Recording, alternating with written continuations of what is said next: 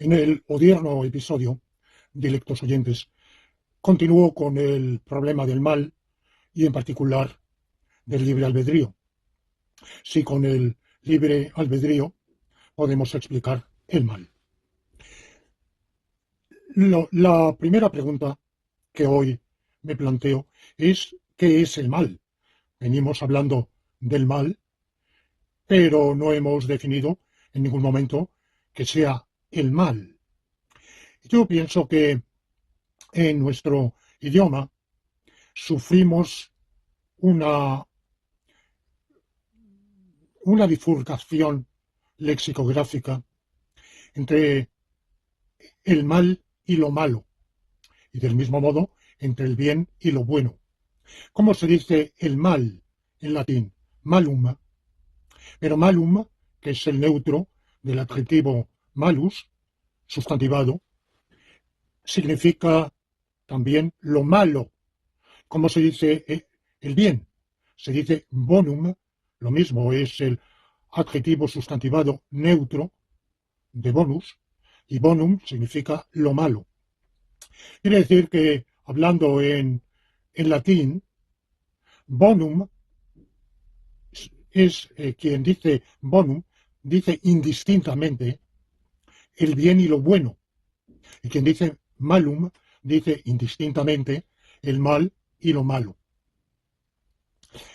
En cambio, en español, el bien tiene una connotación implícitamente ética, moral, por supuesto axiológica, que no tiene lo bueno. Lo bueno también tiene una connotación axiológica, pero diferente, que, que no comporta ese rasgo de ético, de reprochabilidad en el caso del mal o de loabilidad en el caso del bien. Lo bueno, bueno, pues la buena vida, darse la buena vida, le ha caído lo bueno, tener buena suerte, y es quizá Aristóteles el primer filósofo en señalar, bueno, él en general su ontología, su metafísica, toma como uno de sus motivos importantes el concepto de analogía, que será ampliamente desarrollado, aprovechado y profundizado en la escolástica, en la cual habrá varias escuelas, cada una de ellas con su particular concepto de analogía, analogía de proporcionalidad, analogía de atribución. Bueno, pues la idea de analogía es muy propia de Aristóteles, porque por razones que no es oportuno, para no perdernos, para no distraernos, no es oportuno invocar aquí, su concepción es que los grandes, los máximos universales, como ente o ser, y agazón o agazós, bueno, lo bueno, se dicen de muchas maneras. El ser se dice de muchas maneras y el bien se dice de muchas maneras. Y Aristóteles distingue entre agazós, bueno, usado como adjetivo, como un adjetivo servil, es decir, que califica un sustantivo, y cuando es un epíteto que no califica un sustantivo. Decir de alguien, por ejemplo, que es agazós hipotes, es que es un buen jinete. Quiere decir que monta bien a caballo, que sabe dominar el caballo y obtener con él el rendimiento. Y un cacos hipotes es un mal jinete, que no sabe, que no es capaz de hacer eso. En cambio, cuando se dice de alguien que es agazós, a secas, no, no un buen carpintero, o un buen piloto o navegante, o un buen escultor, o un buen pintor, o un buen alfarero, o un buen panadero, sino que es bueno, en realidad se está usando la palabra, el adjetivo, agazos en un sentido analógico, que tiene algo que ver, no es que se trate de dos acepciones radicalmente diversas estancas entre sí, incomunicables de la bondad, de la cualidad de ser bueno, pero no son exactamente lo mismo. No se dice exactamente, según él, no se dice exactamente en el mismo sentido agazos a secas de agazos hipotes o cualquier otro oficio, profesión, un buen soldado, un buen estratega, estrategos, un buen ciudadano incluso. Agazos polites, bueno, pues es el que cumple sus obligaciones de ciudadanía, las cumple. Pero agazos a secas tiene ese rasgo ético, rasgo moral. Bueno, en griego, a pesar de ese distingo que introduce Aristóteles y que en pos de él asumirá toda la filosofía medieval, árabe y cristiana, desde Avicena, bueno, ya antes Alfarabi, Avicena, Averroes, por supuesto, después Alberto Magno, Santo Tomás, la escuela franciscana, San Buenaventura, etcétera, todos serán discípulos, en mayor o menor medida, serán discípulos de Aristóteles y desarrollarán esa diferencia aristotélica. Sin embargo, la diferencia no viene favorecida ni por la lengua griega ni por la lengua latina, justamente porque cuando tomamos el neutro, no el adjetivo masculino bonus o femenino bona, sino el neutro bonum y su contrario, el neutro malum, ahí tenemos expresados indistintamente, en el primer caso el bien y lo bueno, y en el segundo caso el mal y lo malo. Quiere decir que la propia lengua inclina a hacer estribar el mal en lo malo y el bien en lo bueno. Bueno, esto puede parecer una perogrullada, una tautología, como en qué va a consistir el bien, sino en lo bueno. Sin embargo, no lo es. ¿Para qué es el anergazos, el hombre bueno, para Aristóteles? ¿En qué consiste esa cualidad de bondad? No la buena, la buena equitación o el buen arte náutico o la buena alfarería, sino el ser bueno. Para Aristóteles el bien, o lo bueno a secas, ser bueno a secas, consiste en buscar la felicidad.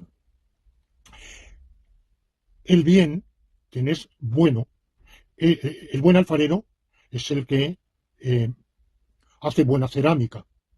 El buen piloto o navegante es el que navega bien. El buen jinete, ya lo hemos dicho, el que cabalga bien. ¿En qué consiste ser bueno a secas? Ser un buen hombre a secas. Consiste en hacer bien algo, la propia hombría, la propia vida humana. En eso consiste el, la bondad a secas. ¿Y en qué estriba esa bondad? Pues cada actividad se determina por su finalidad. Cabalgar, montar a caballo, se determina por la finalidad que es obtener el transporte, la velocidad. Bueno, ¿cuál es la finalidad del arte náutica? Llevar la nave a buen puerto, con su tripulación, su pasaje y su carga. ¿En qué consiste cuál es el fin de la alfarería? Hacer buenas vasijas u otros recipientes o instrumentos de cerámica. Así sucesivamente. Ser un buen humano, un buen ser humano, es tender bien al fin de la vida humana. Y ese fin es la felicidad, la eudaimonía. Bueno, hay quien dice que eudaimonía no es exactamente felicidad, porque por felicidad solemos entender dicha, disfrute, estar feliz. Bueno, esto se dice más en Hispanoamérica que en España, pero yo creo que ahora se está extendiendo. Estar feliz es estar contento, estar satisfecho, estar a gusto. ser dichoso.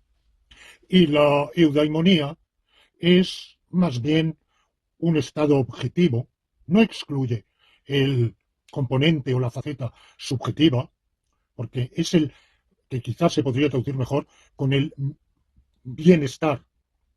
Yo le doy otra paráfrasis mucho más larga, que es cantidad y calidad de vida. No estoy del todo seguro de que Aristóteles hubiera aceptado esa traducción, esa equivalencia, pero porque, bueno, habría que ver la etimología de eu, bien, y daimonía, que parece que tiene algo más, un componente más subjetivo, por lo cual la traducción de felicidad quizá no es tan criticable como se ha afirmado. Bueno, séalo, por supuesto, para otros intérpretes, como los hedonistas, es el placer.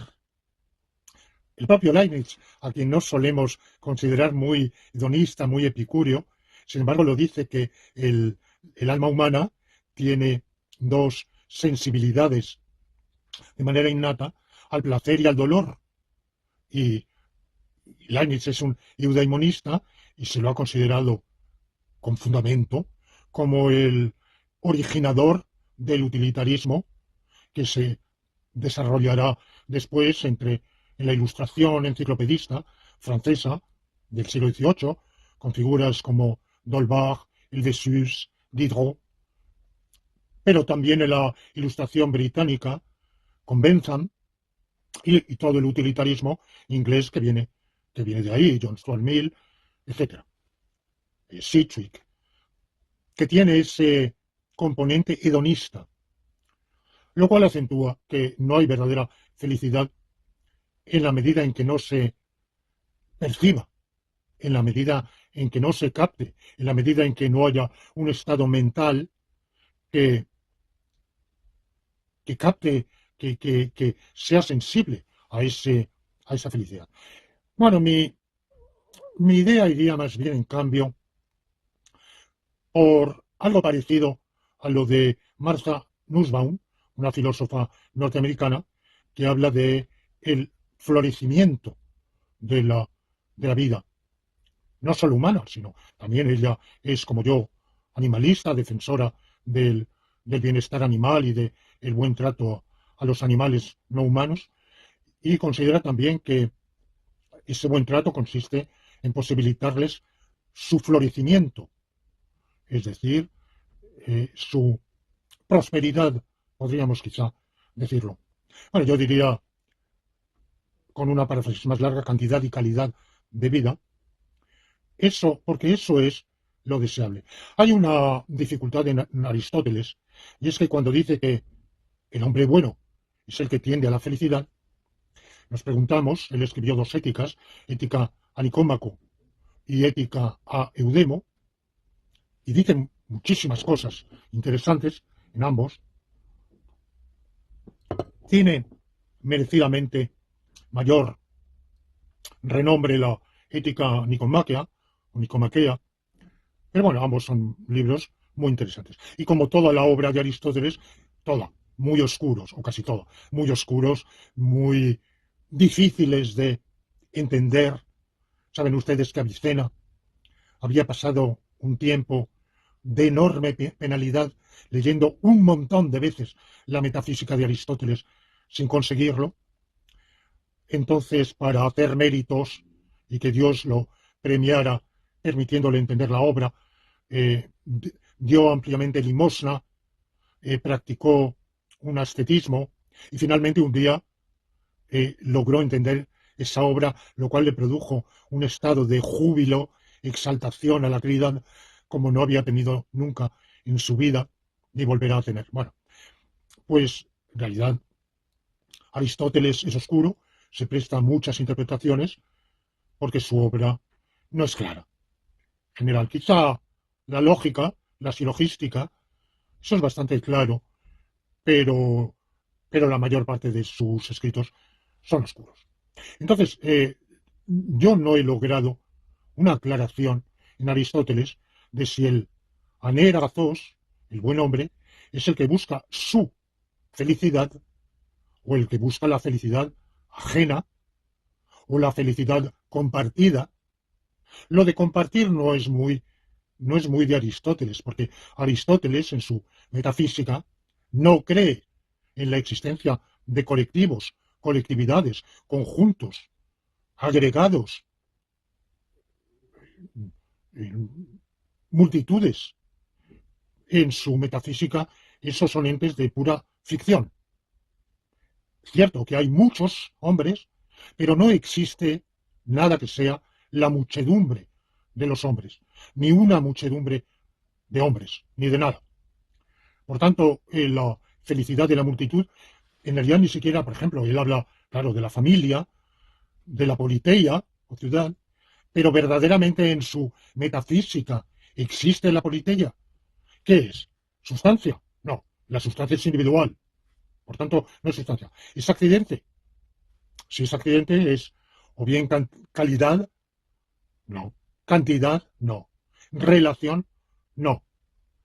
Lugar, ubicación, no. Determinación temporal, tampoco. Acción, no. Pasión, tampoco. De manera que no hay, en las categorías de Aristóteles, no hay lugar para afirmar la existencia de pluralidades ni de multitudes. Por tanto, las pluralidades y las multitudes no pueden tener eudaimonía. Solo el individuo tiene eudaimonía. Ahora, alguien puede buscar su propia eudaimonía o la eudaimonía de sus seres queridos o la de sus compatriotas o la de todos. Para Aristóteles, el hombre bueno es el que no solo busca la eudaimonía, sino que tiene la virtud de actuar con vistas a la consecución de esa eudaimonía.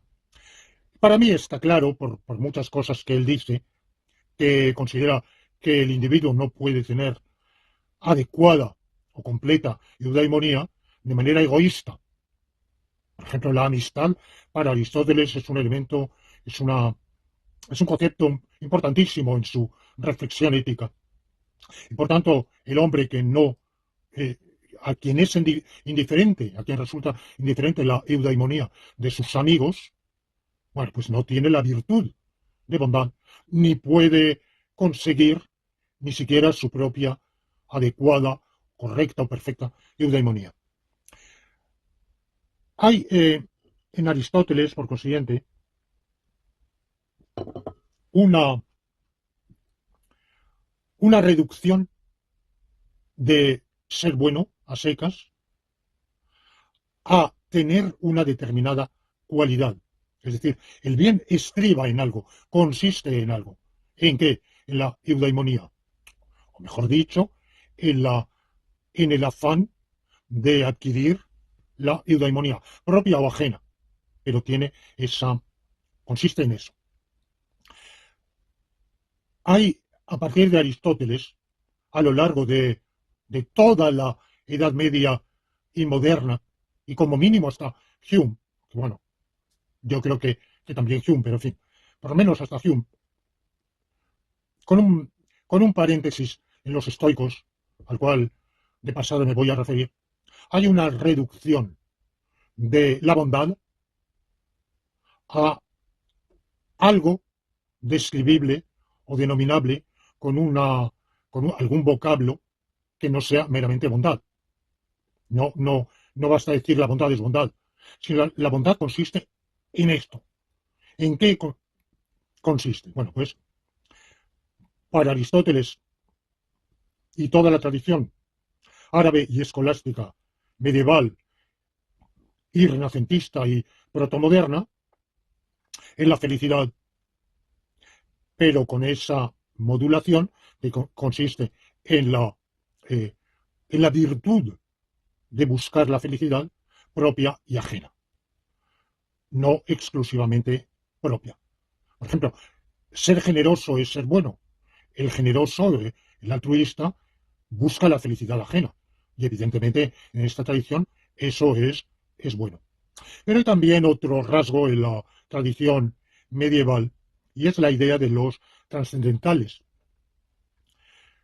que se formula en uno de estos preciosos latinajos de la filosofía latina medieval, ens bonum et pulcrum convertuntur.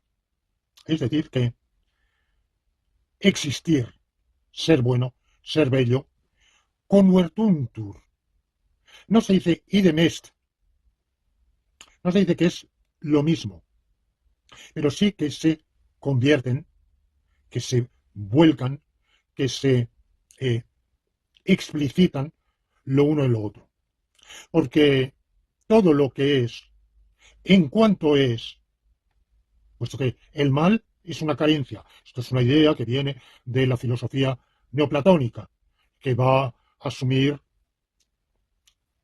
Boecio, y en pos de Boecio la filosofía latina, que es heredera, latina medieval, heredera de Boecio, pero, por otro lado, también la filosofía árabe, que también está influida por el neoplatonismo, sobre todo en el caso de Avicena, Averroes menos.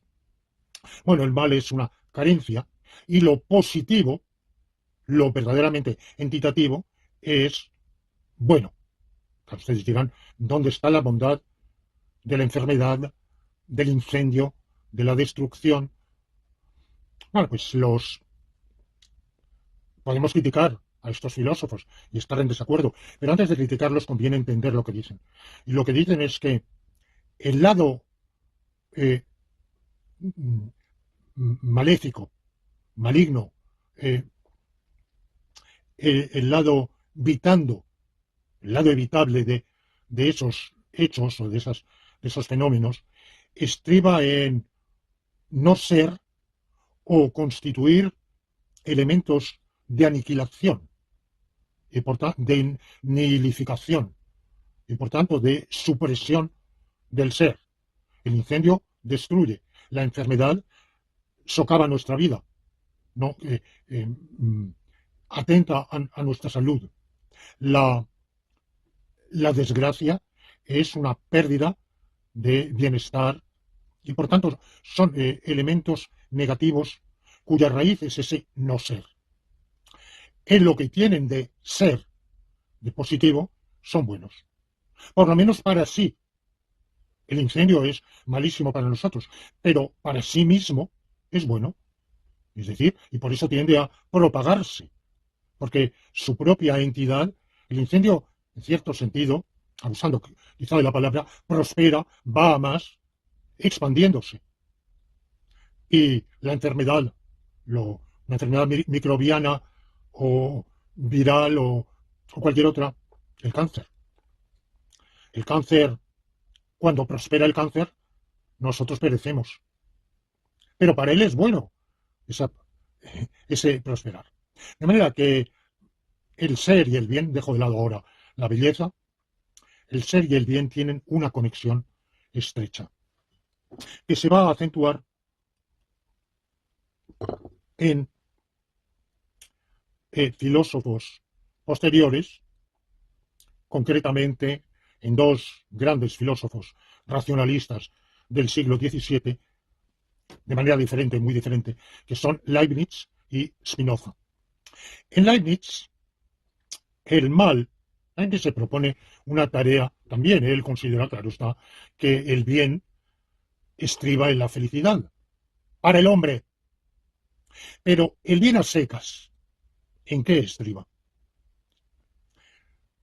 Bueno, Leibniz es un panpsiquista, considera que todo ente es un ente viviente, es un ser vivo, en alguna medida, porque Leibniz es también un gradualista, y por tanto es uno de los máximos, o el máximo inspirador de mi propia filosofía, desde luego.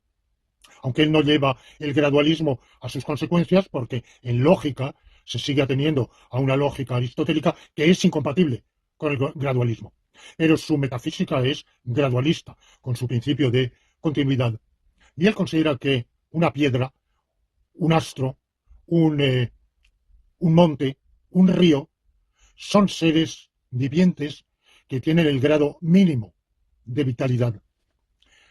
Tienen un vivir totalmente inconsciente, pero en esa total inconsciencia hay un embrión, hay un esbozo, un bosquejo de percepción, y en ese bosquejo de percepción hay un bosquejo de la captación de su ser, de su ampliación, de su permanencia. De manera que la, eh, en un sentido un poco, un poco estirado, desde luego, y desde luego problemático, discutible, Leibniz atribuiría un esbozo, un embrión, un apunte de felicidad a todas las cosas, en alguna medida, en la medida en que son. Pero dejando de lado eso, que es un lado más discutible de su filosofía, más oscuro, él mismo, bueno, lo dice, pero no siempre insiste en esa faceta, parece a veces de pasada. En otros escritos hace estribar el bien en el ser, y el ser en la cantidad de esencia. El ser se compone de esencia y existencia, una doctrina que ha desarrollado toda la escolástica, debatiendo si entre esencia y existencia hay una diferencia real en la realidad, o por el contrario, la diferencia es mental, la ponemos nosotros, como dice la escuela jesuita soreciana, es una diferencia distinctio rationis con fundamento in re, una distinción de razón, o sea, mental, creada por la mente, pero con un fundamento en la realidad. Bueno, yo critiqué en mi libro El ente y su ser esa diferencia, esa sutileza, y no voy a hablar aquí de ello. Para Leibniz, admitida esa diferencia entre esencia y existencia, todo ente posible tiene una esencia. Todo ente posible tiende a existir. Hay una teleología, aquí tiende una esencia a existir, pero solo llegan a existir aquellas esencias que, compatibilizándose entre sí, integran el orden de cosas que realice conjuntamente, compatiblemente, composiblemente, la máxima cantidad de esencia. El bien consiste, por tanto, el bien, cuando para Leibniz Dios crea, y no puede por menos de crear, el mejor mundo posible, el óptimo mundo posible. ¿Cuál es el óptimo mundo posible? Aquel que realiza en mayor medida el bonum. ¿Y qué es realizar en máxima medida el bonum? Realizar, instituir, llevar a la existencia, implementar, como ahora decimos, un orden de cosas que realice la máxima cantidad de esencia. Ahora, dentro de ese orden que realice la máxima cantidad de esencia, que es el mundo creado por Dios, que es óptimo, el mejor posible, porque no podría, Dios no podría, no sería compatible con su infinita bondad crear otro peor o menos bueno. Si le preguntamos a Leibniz, y si Dios se encuentra en el mundo de los posibles con dos órdenes de cosas igual de buenos y no teniendo por encima a ninguno, es decir, dos vértices, no un vértice, sino dos. Bueno, esto en teoría, quienes hayan estudiado la teoría de los retículos, lo sabrán, en ese espacio de los mundos posibles, no habría un máximo, pero sí habría dos elementos maximales, por encima de los cuales dos, o tres, o mil, los que sean, tal que ninguno es mejor que el otro, de esos vértices, ninguno está por encima del otro ni por debajo. Entonces, ¿qué haría Dios si se enfrentara a eso? Bueno, no entra, que yo sepa, ese problema no se lo plantea Leibniz nunca, y él da por sentado que, siendo los diversos mundos posibles desiguales en la cantidad de esencia que implementan, tiene que haber uno que sea el máximo. Y Dios tiene que crear ese, no otro. Ese óptimo orden de cosas contiene un Adán, nuestro primer padre, y una Eva, nuestra primera madre, pero no es forzosamente el mejor Adán posible, ni la mejor Eva posible. es el Adán compatible con el mejor mundo posible. Para Spinoza, las cosas se plantean de otro modo. Spinoza es un filósofo que no tiene, es un gran filósofo, hoy cuya moda pasó y hoy ha vuelto, no, hay, quizá, ¿quién ha traído hoy a Spinoza? ¿Cómo así ha salido cuando estaba olvidado?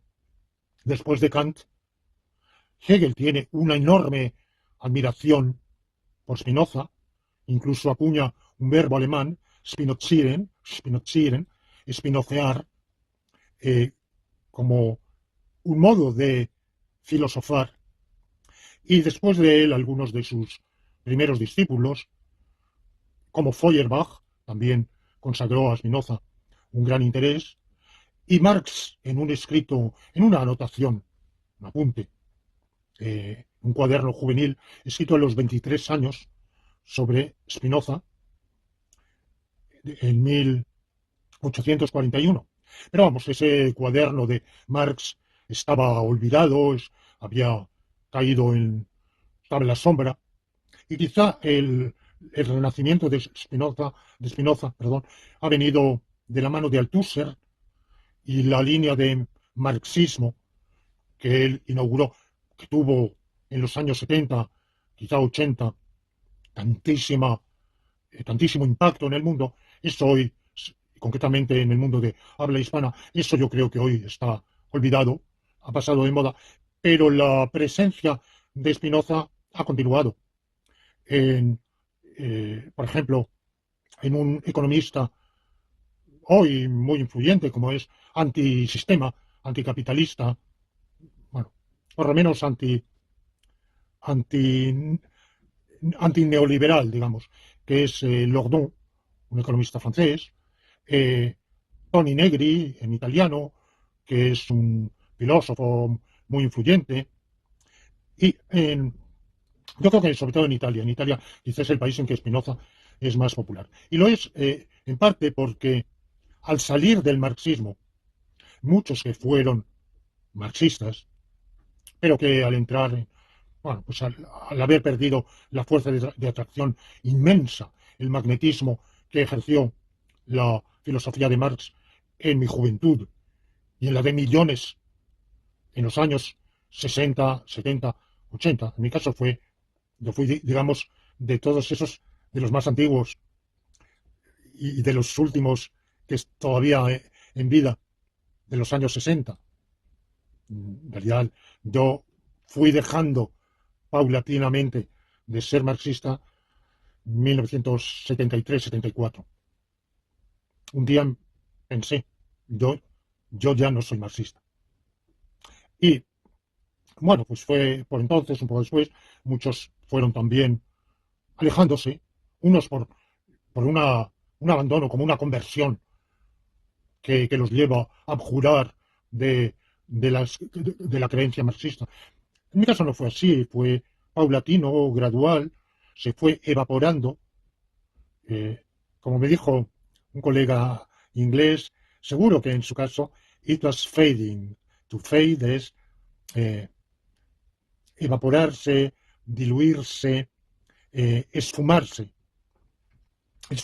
desvanecerse. Bueno, pues en mi caso fue así. Y al salir del marxismo, el marxismo tiene evidentemente un elemento hegeliano, que fue importantísimo para muchos, entre otros para mí, justamente esa salida del marxismo, en parte, no totalmente, pero en parte fue una mayor presencia de Hegel, una vuelta a Hegel, en cierto modo. Dentro del marxismo, Hegel era un componente más reinterpretado, según en palabras de Marx, puesto que Hegel tenía una filosofía que marchaba sobre la cabeza y que había que colocar para que marchara sobre los pies, había que usar la dialéctica de Hegel, pero invirtiéndola para hacerla materialista. Bueno, por tanto, el elemento dialéctico hegeliano era un componente del marxismo, una fuente, uno de sus dos componentes, materialismo dialéctico, de Marx, Engels y sus seguidores, era materialismo y era dialéctico. Dialéctico, la dialéctica le venía principalmente de Hegel, el materialismo le venía de otras fuentes, principalmente del materialismo francés de la Ilustración, del enciclopedismo. Bueno, pues,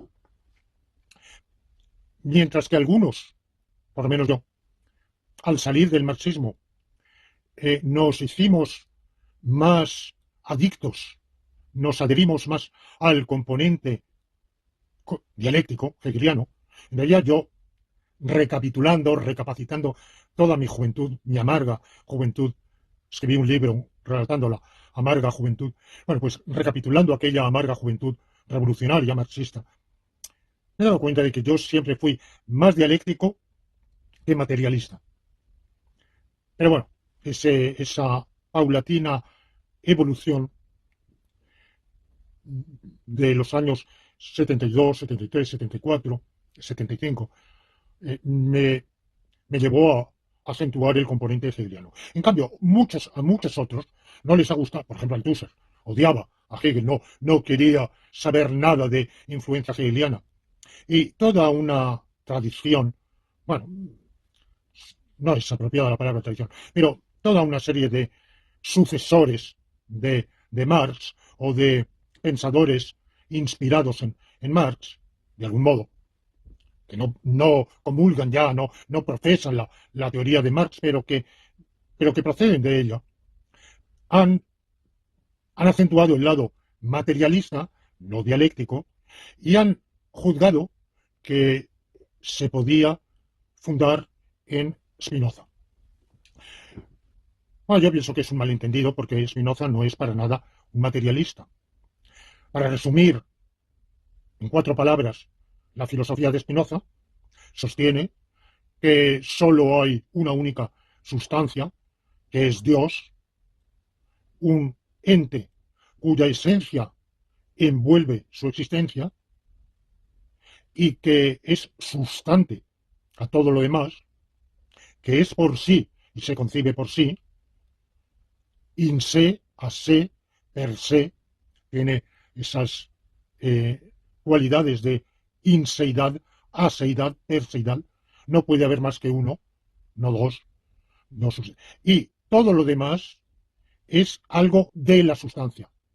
La sustancia está integrada por infinitos atributos, por un número infinito de atributos, todos ellos infinitos, de los cuales nosotros solo conocemos 2, que son la extensión y el pensamiento, res extensa y res cogitans. Pero ojo, la extensión no es materia, porque la materia es divisible, y la extensión para Spinoza es indivisible, no tiene partes, la materia tiene partes.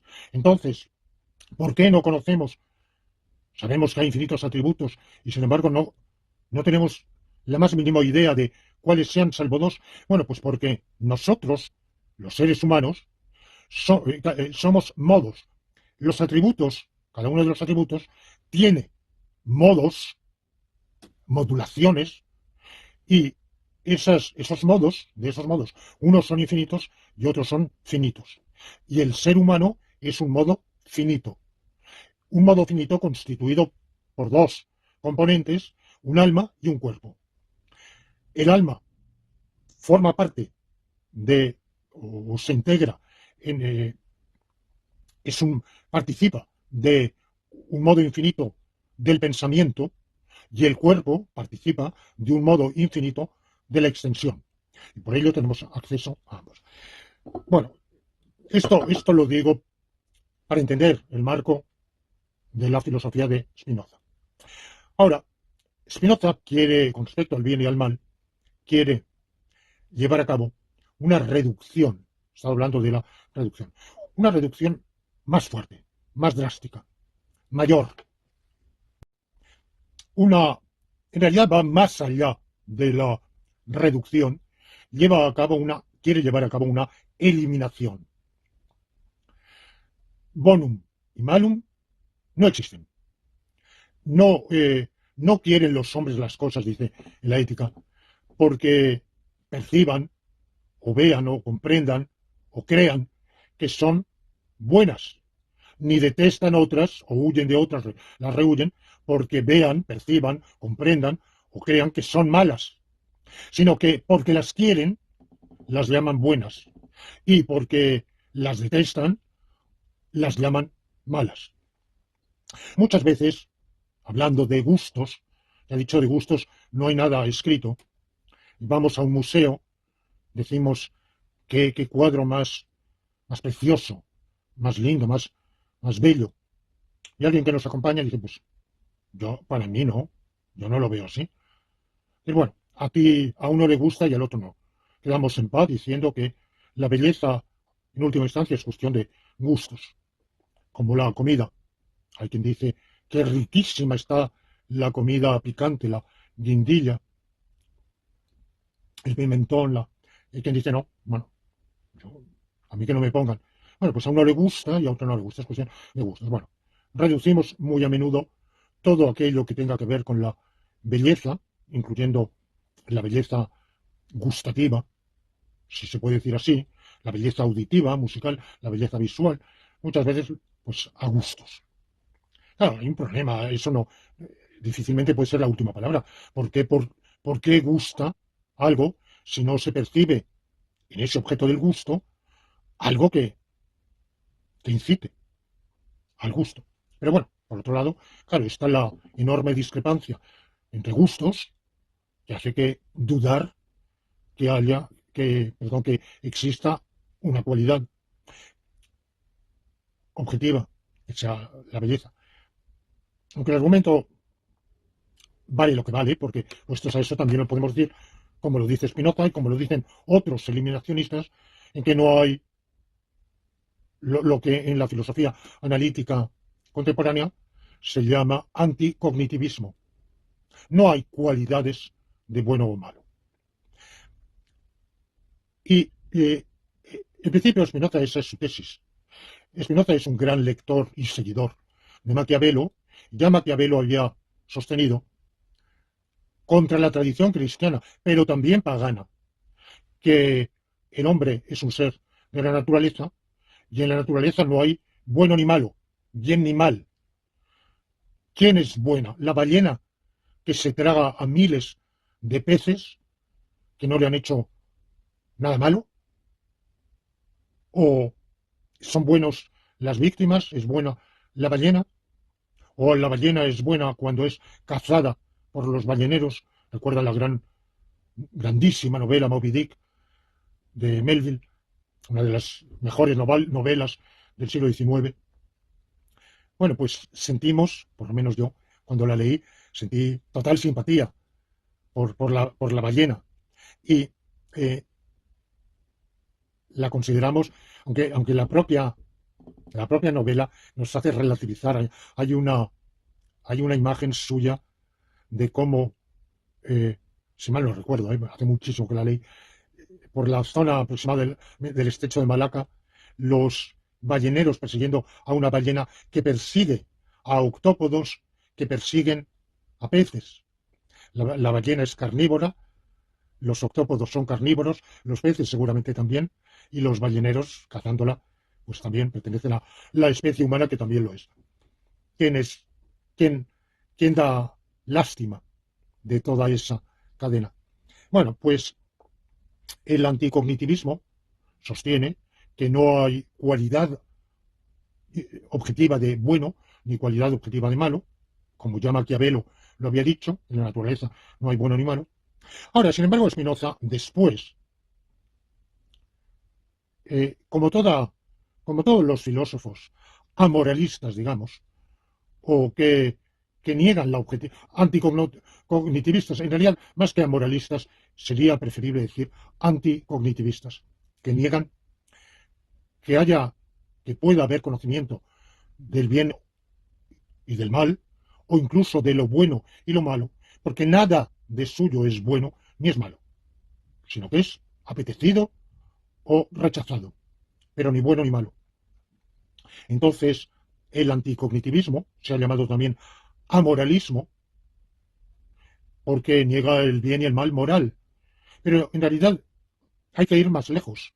Es lo que se suele llamar amoralismo, es un rechazo de cualquier axiología, de que haya valores o de que haya cosas valiosas o antivaliosas. Nada de suyo es valioso o antivalioso, pero sí lo es relativamente.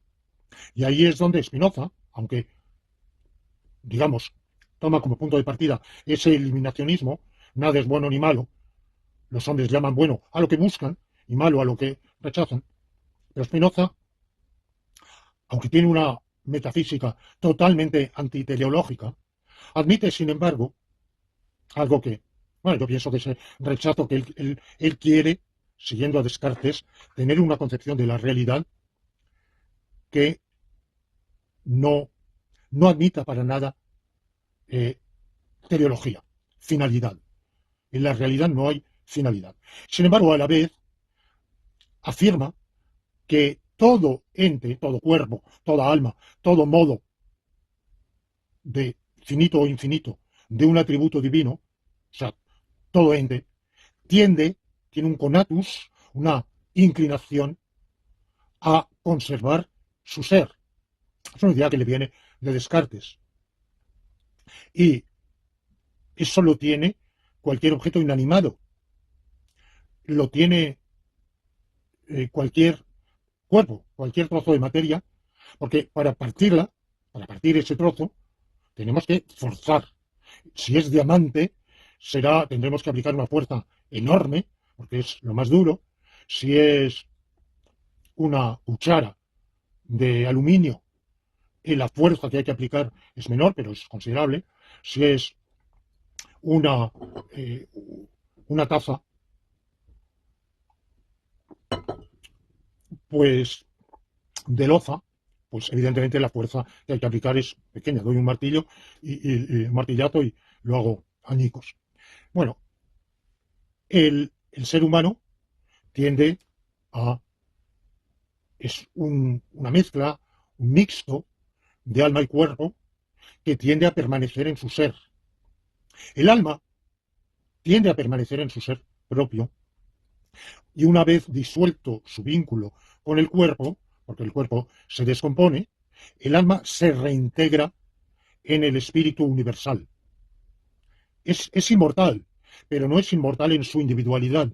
Es una idea que viene posiblemente de Aristóteles, a través de Averroes, la idea de un espíritu universal, que fue discutida por Leibniz, tiene de sus cientos de ensayos, tiene uno consideraciones sobre la existencia de un espíritu universal. Bueno, pues uno de los partidarios de este espíritu universal es Spinoza, y considera que el alma es inmortal, pero no es inmortal en la individualidad.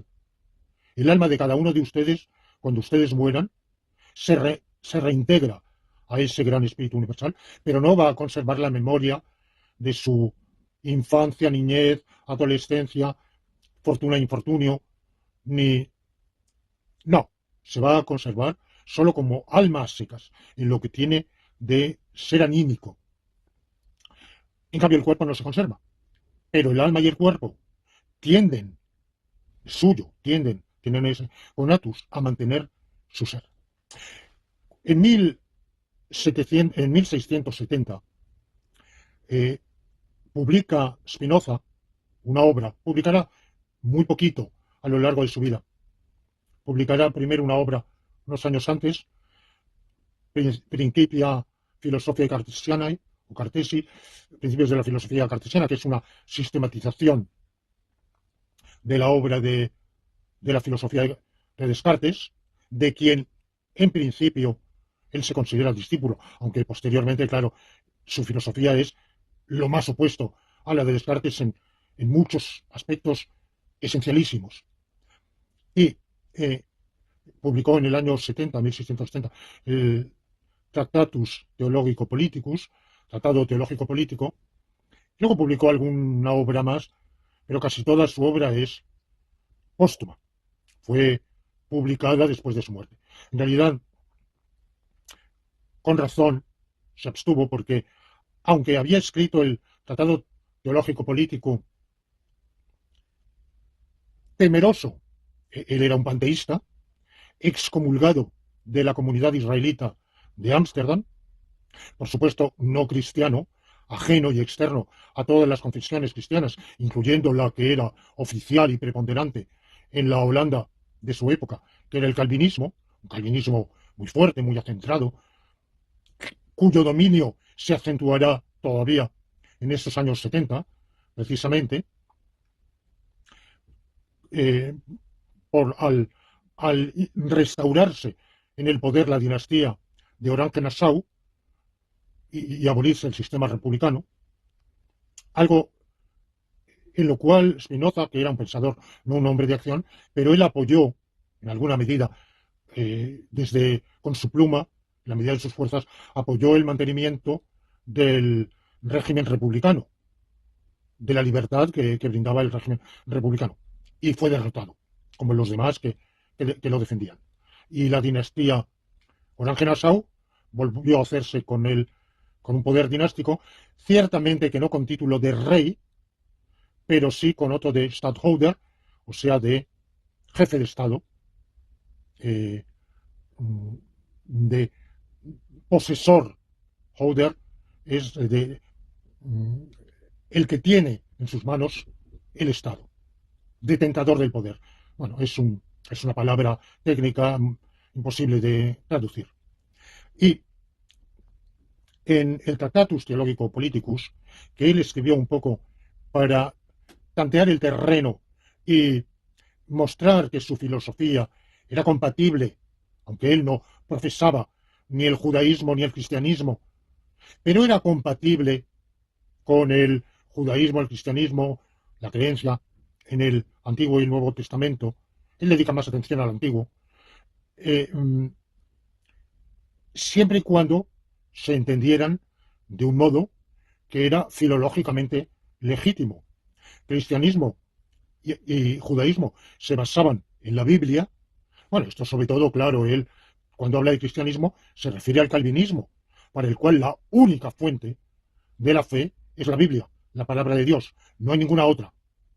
Porque todavía Lutero, aunque dice que rechaza la tradición, sola fides, sola scriptura, pero no es del todo verdad. En el fondo, consecuentemente, sigue admitiendo de algún modo, o en algunos aspectos, la tradición. En cambio, Calvino es más radical y es sola escritura. En el calvinismo no se admite valor ninguno a la tradición eclesiástica. En esa tradición, por tanto, las únicas fuentes, la única fuente es la Biblia. Es más problemático, a mi juicio, que Spinoza quiera presentar una cara conciliadora frente a la comunidad israelita, que lo ha anatematizado y excomulgado, porque en realidad en el judaísmo de su época y el moderno, el Antiguo Testamento es sin duda un elemento que está ahí, un poco en la trastienda, pero la escritura que verdaderamente cuenta, aquella a la que obligatoriamente hay que atenerse, no es la Biblia, es el Talmud. El Talmud, la Mishnah, es sobre todo el Talmud. Podemos razonablemente llamar al judaísmo moderno, posterior al surgimiento del cristianismo, podemos llamarlo talmudismo.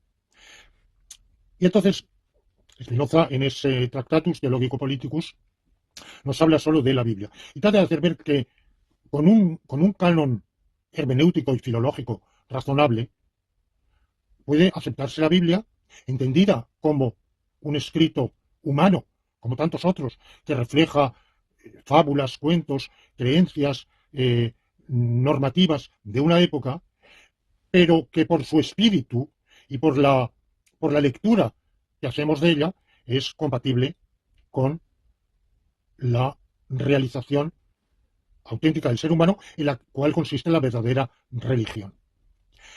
Y, aunque he dicho que Spinoza excluye el finalismo, la teleología, es inconsecuente con ello, y con el conatus, al afirmar el conatus, y sostiene que el ser humano, como todo otro ente, tiende a preservar su ser y a realizar su ser. El ser humano es un ser natural, no hay nada fuera de la naturaleza, Deus sive natura, no hay nada fuera de Dios, Dios es la naturaleza, por tanto no hay nada fuera de la naturaleza, ni por debajo, ni por encima, ni al margen. El hombre puede actuar de tres maneras, todo eso aparece en el Tractatus Theologico Politicus, puede actuar según la naturaleza, puede actuar según su naturaleza y puede actuar según lo peculiar de su propia naturaleza, lo específico y particularizante de su singular naturaleza. Spinoza se basa en el Leviatán de Hobbes, que es uno de los máximos filósofos políticos de todos los tiempos, en su Leviatán, que se había publicado 19 años antes. En realidad, tanto Leibniz como Spinoza hacen suya, modificándola, modulándola, la concepción, por lo menos en el meollo, en lo principal, la concepción filosófico-política de Hobbes.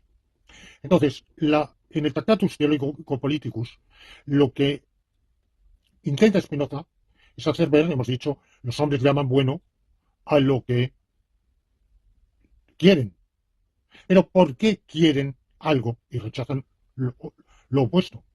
Quieren algo actuando como es un ser natural, el hombre, actuando ante todo como cualquier otro ser natural, según la naturaleza. Y actuando como ser natural, cada cual tiende a, a la máxima realización de sus deseos, sean estos los que fueren, a expensas de los demás. Cada uno tiene derecho, el hombre tiene derecho a lo que puede hacer. Cuando decimos eso no se puede hacer, puede, tiene un sentido normativo y tiene un sentido de posibilidad, factibilidad. Bueno, pues para Spinoza, como punto de partida, son lo mismo, igual que para Hobbes, en una primera aproximación o en una primera etapa, el hombre puede hacer lo que puede hacer. Puede, en sentido normativo, hacer lo que puede hacer en sentido de factibilidad. Actúa como un ser natural, como actúa cualquier otro, la hiena que caza a su víctima para comer, y el ser humano que actúa como cualquier, contra otros animales o contra otros seres humanos. Segundo, actúa según su propia naturaleza. Y eso ya le marca una pauta de humanización en la cual se instituyen los premios y castigos, se instituye la obligación penal.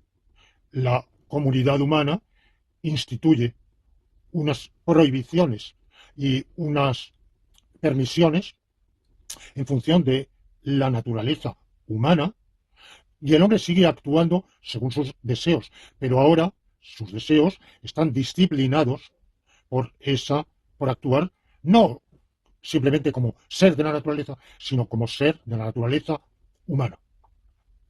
Tercer estadio, el hombre actúa como en virtud de lo específico de la naturaleza humana, que es la racionalidad, como ser racional. Y ahí, aunque Spinoza distingue entre ratio e intellectus es un nivel de conocimiento más elevado, intuitivo, pero llegamos a él a través de la razón. Y el individuo ahí capta que para perseverar en su ser específico y en lo que tiene de específico, que es la racionalidad, su realización perfecta es el amor intelectual a Dios, amor intellectualis Dei, y ahí actúa no por miedo al castigo, ni no por deseo de obtener el premio, si lo hay, sino por el fin en sí de ese amor intelectual de Dios en que consiste la bondad. Y rechaza el mal, que es, que es el mal. Todo lo que obstaculice en la primera etapa es mal, todo lo que cualquier obstáculo que se interponga frente a nuestros deseos. En la segunda etapa, el mal es lo castigado, aquello que hay que evitar por la cuenta que nos trae. En la tercera etapa, el mal es todo lo que nos impida acceder a ese amor intelectual de Dios. Ahora, el hombre accede a ese estadio por su libre albedrío. No hay libre albedrío, ninguno. El libre albedrío es imaginario, es una ilusión, y en la realidad todo está determinado. Nada que sea posible deja de existir y nada existe contingentemente. ¿Por qué? Porque Dios puede hacer todo lo que puede hacer. Si no, bueno, otra perogrullada, otra tautología. No, fíjense en lo siguiente. Dios puede llevar a cabo lo siguiente: la acción de hacer todo lo posible. Es decir, eh, nosotros no podemos hacer todo lo que nos es posible hacer. No podemos hacer conjuntamente lo que podemos hacer por separado. Podemos dedicar nuestra vida a la lucha política, podemos dedicarla a desempeñar una función profesional, podemos dedicarla al teatro, podemos dedicarla a la fontanería, al, a la minería, a la fabricación de, vidrio, de objetos de vidrio. Podemos, pero no podemos hacerlo todo. Pero Dios, que es omnipotente, puede hacer todo lo posible. Si Dios puede hacer todo lo posible, lo hace. Y por tanto Dios hace todo lo posible.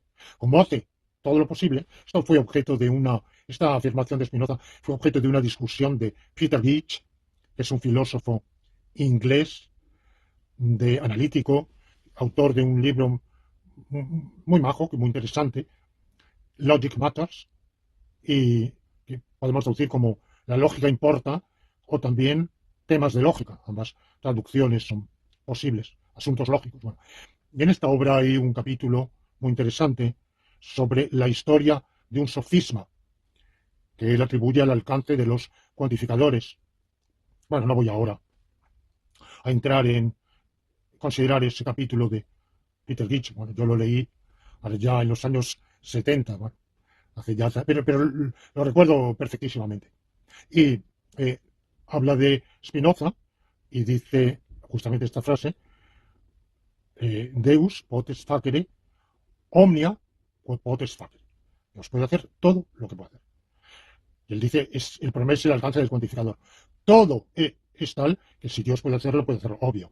Pero no es verdad que Dios puede hacer que exista todo lo que Él puede hacer. Que existan conjuntamente todos los entes que Él puede hacer. Bueno, entonces para Spinoza, todo, como Dios puede hacer y hace todo lo posible, no hay nada posible que no se realice. Y todo está absolutamente determinado. Toda opción humana está determinada por su causa, todo obedece al principio de causalidad y por tanto el hombre no actúa nunca con libre albedrío. Hemos hablado de estos tres estadios. Los dos primeros están inspirados en Hobbes, que tampoco admite el libre albedrío, que también es determinista, pero no lo es con un fundamento tan extremo o riguroso como el de la metafísica spinociana. Entonces, como Dios puede hacer todo lo que puede hacer y todo lo posible existe y todo lo real es necesario y toda decisión nuestra es necesaria y ninguna fortuita ni contingente, cuando vamos pasando de la primera etapa a la segunda y de la segunda a la tercera, hacémoslo impelidos por la necesidad. ¿El hombre es libre? En un sentido sí. La libertad, se ha dicho en la tradición spinociana, también hegeliana, la libertad es conciencia de la necesidad. Bueno, en realidad esto viene ya de los estoicos, porque de los cuales iba a hablar, pero finalmente los he omitido, los he saltado. Pero los estoicos, que son deterministas y fatalistas, consideran que todo lo que sucede de conformidad con el hado. Y la actuación, el ser humano es como un perro atado al carro, que va caminando, o bien porque el carro se mueve hacia adelante y el perro camina, y si deja de caminar, está cansado, no quiere, querría pararse, es arrastrado. Por las buenas o por las malas, el perro va adelante con el carro al cual está atado. Por las buenas o por las malas, nos resistamos o no, el destino nos lleva a donde nos tiene predestinados. Bueno, pues tanto Leibniz como Spinoza, cada uno a su modo, son herederos del estoicismo y diría yo resucitadores, continuadores del estoicismo, evidentemente modificado y en otro entorno, con otros instrumentos conceptuales, en otro ambiente intelectual, pero son neoestoicos, uno y otro. Bueno, de Leibniz no he podido hablar en esta alocución, lo dejamos para más tarde, pero Spinoza dice, la, el ser humano actúa por necesidad y cuando cobra conciencia, cuando lo hace conscientemente, cuando percibe, comprende, se da cuenta de esa necesidad, cuando entiende, por consiguiente, la necesidad de su vida y la necesidad, la, la, la concatenación universal de todos los hechos como modos de los atributos divinos de la naturaleza, o sea, de Dios. Cuando se percata de todo eso, es cuando se percata de que su propia opción viene determinada por esa concatenación, es necesaria, y lejos de que eso sea motivo de entristecerlo, compungirlo, eh, provocarle estresar, lo que ahora diríamos, para decir, bueno, yo no tengo libre albedrío para, para optar por lo que me dé la gana. Bueno, ya veíamos en el pasado episodio que ese libre albedrío o arbitrio que consistiría en que me dé la gana tomar una decisión y la tomo. Eso es un bombo, como un bombo interno a la mente, una lotería mental, que sale un número premiado. Bueno, pues esa es la decisión. Sale esa como hubiera podido salir otra. Por azar. Bueno, eso ya veíamos en el pasado episodio, que dista de ser atractivo. Quienes tan férreamente defienden el libre albedrío, parece que les va su dignidad humana, su valía, su valor, porque lo que deciden, nada los lleva a decirlo. No lo deciden porque sean buenos, porque sean buenas personas, porque su personalidad, su carácter, su talante, su naturaleza los lleve al bien. No, lo deciden porque lo deciden, porque así les ha dado la gana de... Supuestamente ese sería el mérito, el decidir una cosa pudiendo exactamente igual haber decidido la contraria o ninguna. Bueno, pero Spinoza no es así, eso sería ilusorio, no sería nada deseable, sería incluso absurdo, porque porque para él no hay azar ninguno, no hay nada fortuito, todo está perfectamente determinado. No hay casualidad. La casualidad es cuando decimos que algo ha sucedido fortuitamente, casualmente, aleatoriamente, es por nuestra ignorancia de la concatenación de causas y efectos. Bueno, pues vemos que la oposición del bien y el mal en Spinoza se traduce porque el hombre, justamente aquel que opta por el bien, por el máximo, bueno, he dicho que Spinoza es un eliminacionista, quiere eliminar el bien y el mal, pero como todos los eliminacionistas es inconsecuente y al final del final, tiene que aceptar esos términos axiológicos de bien y mal, el bien del hombre, aquello que el hombre desea cuando actúa de conformidad con lo específico de su específica naturaleza, no solo como ser natural, no solo como hombre con una específica naturaleza, sino como actuante que actúa según lo específico y como decisor que decide según lo específico de su propia naturaleza, opta por ese máximo ideal que es el amor intelectual a Dios o de Dios y opta por el bien. Y rechaza todo lo que obstaculice, todo lo que distraiga, todo lo que impida, todo lo que se interponga, que es el mal, lo que nos obstaculiza, nos impide, o que es lo malo. Malo es en el primer estadio, el inferior, lo que se oponga a nuestros deseos. En el segundo, lo que nos corre el riesgo de que si lo hacemos, que incurrimos en ello, seremos castigados. En el tercer y supremo estadio, lo que contrarreste, obstaculice, impida que nos consagremos a ese amor intelectual de Dios. Y uno de los males estriba en la mala política, en, en una situación política que coarte la libertad del filósofo, porque esa suprema perfección del hombre solo la podemos realizar filosofando. Con libertad, aquella ordenación política que coarte, cercene, obstaculice esa libertad es rechazable. Por eso, en el Tractatus Theologico Politicus del año 70, como ya he dicho, es una obra que tiene, entre otros propósitos, el de apoyar la causa republicana frente a la restauración dinástica de los Hohenzollern-Nassau, o sea, monárquica, porque aunque no lleve la denominación de rey, no deja de ser un monarca, el Stadtholder, y más adelante, cuando escriba, Spinoza va a morir en 1677, cuando escriba una obra posterior, más breve, el Tractatus Politicus, esa situación habrá cambiado y ya no existirá en Holanda tal libertad. El régimen republicano habrá sido derrocado y la monarquía restaurada. Bueno, pues con esto termino. Simplemente recordaba cómo se inserta esta tradición sobre el bien y el mal y su relación con el libre albedrío, pero continuaremos con ello en el próximo episodio.